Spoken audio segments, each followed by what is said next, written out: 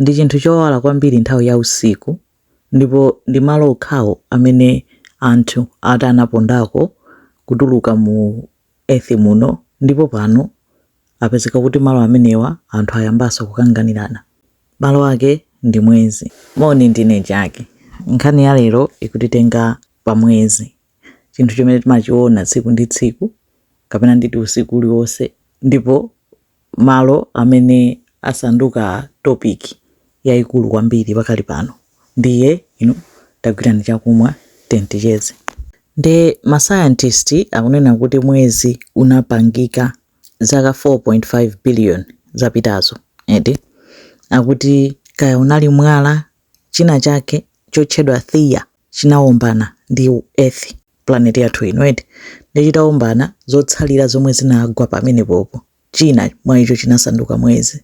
Koma chifukwa cha gravity ya pa Earth, force imene imapangitsa kuti tizikhala pansi, tiziyima pansi pa ground, force yomweyonso imakoka zinthu zina zomwe zili pafupi monga mweziwo, ndi inapangisa mweziwo kuti ukhale position imene ilipo, sugwa kapena kupita so kutali, umakhala pomwepo chifukwa cha gravitational force yo. Chimozimozi anthu timayenda pansi sitiyandama amene amapangira anthu amene apita ku outer space. Nde monga mukudziwira zimatenga masiku 27 kuti mwezi uzungulire Earth. 27, 28, 29, 30 malinga ndi mwezi umenewo. Sinkona timachowa kuti mwezi watha, unena kuti ukazungulira timati mwezi watha. Nde chifukwa choti mwezi uja ukamazungulira, nanga siwo uja ukuzungulira around Earth, pamene Earth yanayo sopa yokha kupanga spin ikuzungulira. Nde akuti nchifukwa chomwe tikamaona mwezi uja timaona mbali yomwe sitiona kuseri kwa mwezi. Nde makeup ya mwezi akuti chomwe chinapanga mwezi ndi ngati mwala, ndi chimwala, pali doti, komanso pali ma metals ake pali iron, titanium, komanso pali magnesium. Akuti mkati mwa mwezi muli ice, madzi a ice. Onena kuti anavindikirika ndi ngati chimwala chomwe chili outside ndi madoti amene ali pamwamba. Nde malinga ndi NASA organization ya ku space za mlengalenga yomwe ili ku USA, ma findings awo ndionena kuti miyezi mu solar system yathu ilipo yokwana 891. Apapa tikuphatikiza miyezi yomwe imazungulira ma planet ena, chifukwa ma planet iliyonse ili ndi miyezi yake yomwe imazungulira. Moti pali ma planet ena onena ali ndi miyezi yambiri kwambiri. Planet ya Saturn ili ndi miyezi 146 yomwe imayizungulira. Planet imodzi yokha kukhala ndi miyezi 146. Nde kuti kuphatikiza onsewo, komanso pali ma dwarf planets, ma planet amatiti ting'ono natonso tili ndi miyezi yawo imene imazungulira. Nde mwezi umatchedwa natural satellite ya Earth yathu ino, komanso enawo ndi kumbaliza kwawo, chifukwa chonena kuti usiku ukakhala ndima mucha, mwezi ndi umene umathandiza kutani kuti unikire. Ndati pa mwezi pamakhala chimodzimodzi imene pa Earth pamakhalira kuti mbali ina kumakhala ndima kuti ndi usiku, pamene mbali ina imakhala masana, kusiyana ngati ma time zones. Naponso pa mwezi zimatengera kuti mbali yomwe yang'ana dzuwa nditi, nanga sinayonso ikuzungulira nde imapanga chimodzimodzi, side ina imakhala mundima, side ina imakhala mkuunika. Ndi akuti mu chaka cha 1969 anthu oyamba anakatera pa mwezi pa mission ya Apollo 2, chombo chomwe chinanyamuka mu 1969. Ndipo munthu amene anapita anakaponda pamenepo anthu awiri anali Neil Armstrong ndi Buzz Aldrin. Anapita pamenepo anajambulidwa akuweva mbendera. Ngakhale ndiphatikiza kunena kuti anthu ambiri amatsutsa zonena kuti anapitako ku mwezi, chifukwa chonena kuti ndi ulendo okhawo mu 1969 ananena kuti anapita ku mwezi, and yet kuchoka nthawi imeneyo mpaka pano palibe munthu winanso amene anapita kukaponda pa mwezi. Ndi anthu amachita query kuti akakwanitsa kukatera pa mwezi 1969, zaka zonse zikufika panopo sanapiteso. Amapita ku International Space Station chani, koma pa mwezi pomwe sanapiteponso ngati zinatheka kupita 1969. And panopo technology inapanga advance.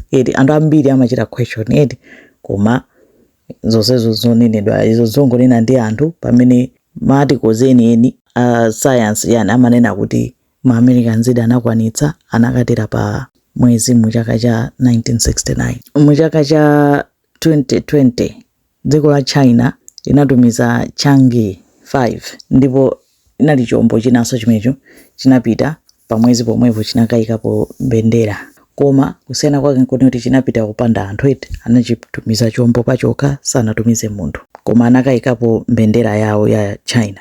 Nde vuto la kuyika mbendera ndikuti mbendera imakhala ngati kuti ukupanga claim ownership ya malo eti kuti ukapita ukayika mbendera pa malo ponera palibe paliyese ndiye kuti ukupanga claim kuti malo awa ndi anga.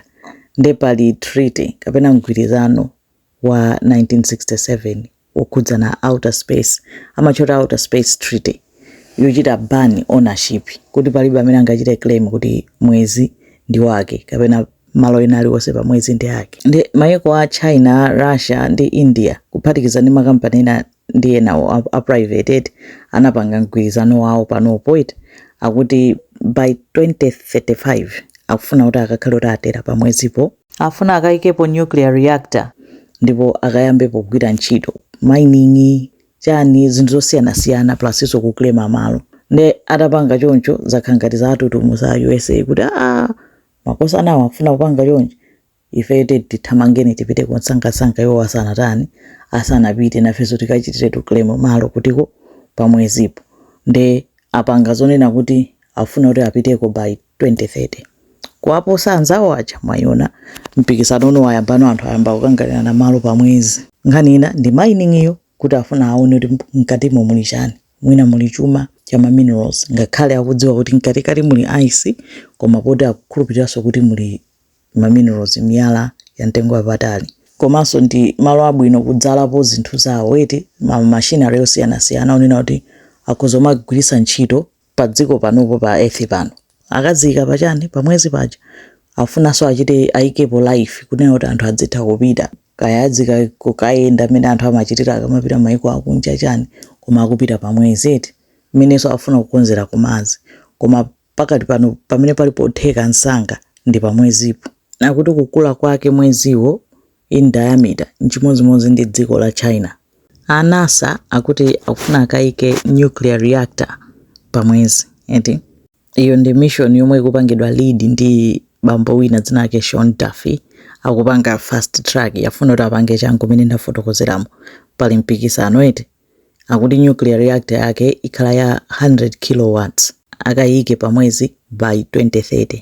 Nde chomwe akukayikira nuclear reactor akuti pa mwezi pamakhala masiku ena mdima kwambiri, mdima wake weni edi ali pamathoka mwina 14 days straight kungokhala chimdima kenako kudzakhalanso kuwala another 14 days. Nawonso pa mwezipo nditi nalonso limadalira kuwala kwa dzuwa edi ndati mdima wake ndi mdima weni unja onena kuti solar power sigwira ntchito ndiyo satheka kunena kuti sanayike koma singaoneke mokwanira. Ndi akufuna nuclear power kuti ikakhale ngati source ya light yake ikhale ya mphamvu komanso reliable yoti izikaunikenso kwa nthawi yayitali kuti akakayika kuwalako akuzana omwena kuyamba kuona zoti atumize ma scientist komanso kaya ma engineer anthu oti azikagwira ntchito zosiyanasiyana kupanga explore mweziwo eti kuti aone kuti pali zina zotani pa mwezipo. Koma target yeniyeni nkufuna kupikisana ndi maiko ena wa China ndi Russia ndi India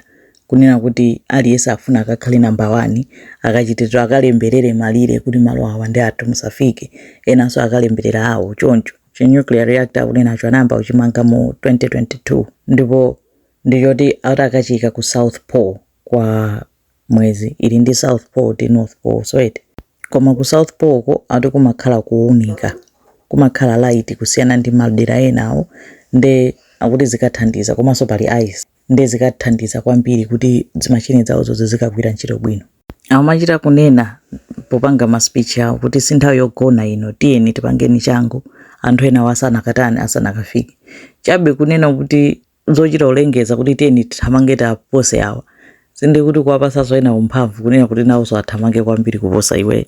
Nde izi sizikudziwika chachikulu nchoti maiko akupanga advance kwambiri akupanga zinthu zazikulu kwambiri so much that akutulukano mdziko muno ndikutanthauza dziko lapansi akupitano mulengalenga akupanga advance kupanga zinthu zazikulu kwambiri mlengalenga kuti posachedwa apa anthu adzakhala kunena kuti akupita kukayenda kumwezi ena iye akupita ku Mars aliyense basi mene anthu amapangira kuti ena amakhala ku Australia ena amakhala ku America basi eno mati ife tikukhala kai ku Mars ena kaya amakhala ku Pluto koma zonsezo nchifukwa chonena kuti ena ake akulimba mtima kumapanga ma innovations amphamvu kwambiri koma in the end akapezanso zinthu zina pamwezipo zoti zizathandiza pa earth pano eti imeneyo angofuna kupatsani update ya zomwe zikupangika zokhudzana ndi mwezi zikomo kwambiri. I didn't think the moon was going to come up today. I wasn't prepared for that. You are the acting NASA administrator.